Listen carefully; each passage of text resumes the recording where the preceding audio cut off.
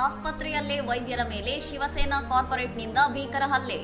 ರಾಜ್ಯಾದ್ಯಂತ ವೈದ್ಯರಿಂದ ಅನಿರ್ದಿಷ್ಟಾವಧಿ ಮುಷ್ಕರ. ಮಹಾರಾಷ್ಟ್ರದ ಕಲ್ಯಾಣ್ ಡೊಂಬಿವಿಲಿಯ ಶಾಸ್ತ್ರಿನಗರ ಆಸ್ಪತ್ರೆಯಲ್ಲಿ ವೈದ್ಯಕೀಯ ಚಿಕಿತ್ಸೆಯ ವಿಚಾರವಾಗಿ ಶಿವಸೇನಾ ಕಾರ್ಪೊರೇಟ್ ರಮೇಶ್ ಮಹಾತ್ರೆ ಮತ್ತು ಆತನ ಬೆಂಬಲಿಗರು ಇಬ್ಬರು ವೈದ್ಯರು ಹಾಗೂ ದಾದಿಯರ ಮೇಲೆ ಹಲ್ಲೆ ನಡೆಸಿದ್ದಾರೆ. ಎನ್ಐಸಿಯುನಲ್ಲಿ ಜಾಗವಿಲ್ಲದ ಕಾರಣ ನವಜಾತ ಶಿಶುವನ್ನು ಬೇರೆ ಆಸ್ಪತ್ರೆಗೆ ಕರೆದೊಯ್ಯುವಂತೆ ವೈದ್ಯರು ನೀಡಿದ ಸಲಹೆಯನ್ನು ಸ್ವೀಕರಿಸಿದ ಸಂಬಂಧಿಕರು ರಾಜಕೀಯ ಪ್ರಭಾವ ಬಳಸಿ ಈ ಅಮಾನವೀಯ ಕೃತ್ಯ ಎಸಗಿದ್ದಾರೆ. ಹಲ್ಲೆಯ ದೃಶ್ಯ ಸಿಸಿಟಿವಿ ಕ್ಯಾಮೆರಾದಲ್ಲಿ ಸ್ಪಷ್ಟವಾಗಿ ಸೆರೆಯಾಗಿದ್ದು, ವೈದ್ಯರಾದ ಡಾಕ್ಟರ್ ಸೃಷ್ಟಿ ಬಾವಿಸ್ಕರ್, ಡಾಕ್ಟರ್ ವೈಭವ್ ಸಾಲುಂಕೆ ಹಾಗೂ ದಾದಿಯರಾದ ನಮಿತಾ ಉಬಾಲೆ ಮತ್ತು ದ್ರವ್ಯಗಿರಿ ಅವರನ್ನು ನಿಂದಿಸಿ ಹಲ್ಲೆ ನಡೆಸಲಾಗಿದೆ.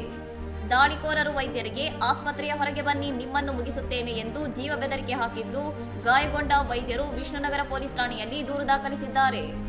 ಹಲ್ಲೆ ನಡೆಸಿದವರ ವಿರುದ್ಧ ಕೂಡಲೇ ಎಫ್ಐಆರ್ ದಾಖಲಿಸಬೇಕೆಂದು ಆಗ್ರಹಿಸಿ ರಾಜ್ಯದ ಸರ್ಕಾರಿ ಆಸ್ಪತ್ರೆಗಳ ವೈದ್ಯರು ಹಾಗೂ ದಾದಿಯರು ಅನಿರ್ದಿಷ್ಟಾವಧಿ ಮುಷ್ಕರ ಆರಂಭಿಸಿದ್ದಾರೆ.